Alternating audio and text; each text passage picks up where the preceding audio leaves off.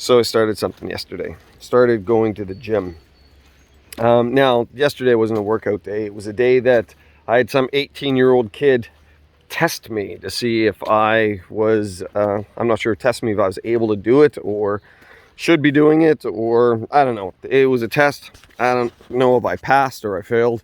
Supposedly there is no pass or fail. That's good because I didn't study for it. Anyways, it had to do with dexterity and balance, and there was one thing. Got down on your hands and knees, and you took one arm and one leg and put them straight out. And I'm like, if you're on your hands and knees and you put, anyways, it didn't make much sense to me, and I did it and I fell flat in my face. Boom. And I'm not gonna lie, it was a little bit embarrassing. This kid, good thing he didn't laugh, but it looked like he wanted to.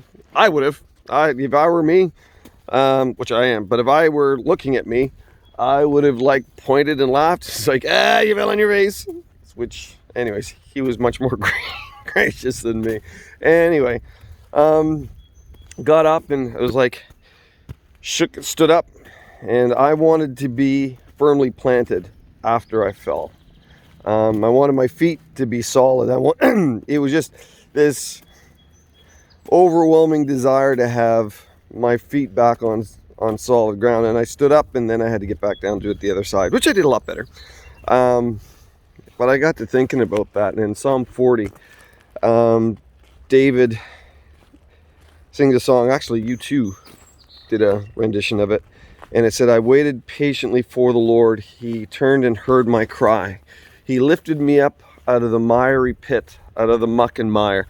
And it said, he set my feet upon a rock and put a new song in my mouth. You know, that's what God does. You know, God doesn't say you're not going to fall. God says he'll always be there to pick you up. I mean, that's a problem with us. And a lot of times we don't listen. We have to experience.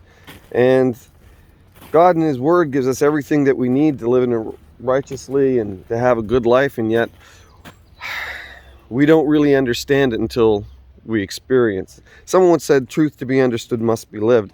And God says, in order for you to understand what it means to have your feet set upon a rock, you need to experience what it means to fall flat in your face.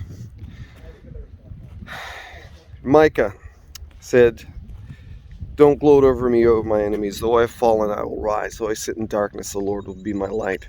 The reality is God is always got us in a place where he's testing us, just like that kid did with me.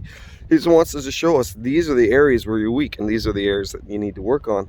And I'm willing to work with you, and I'm willing to give you everything that you need so that you can be solid and your feet can be standing on solid rock. Anyways, that was my thought for today. I'll probably have a few more videos on what it means to work out as an old guy, and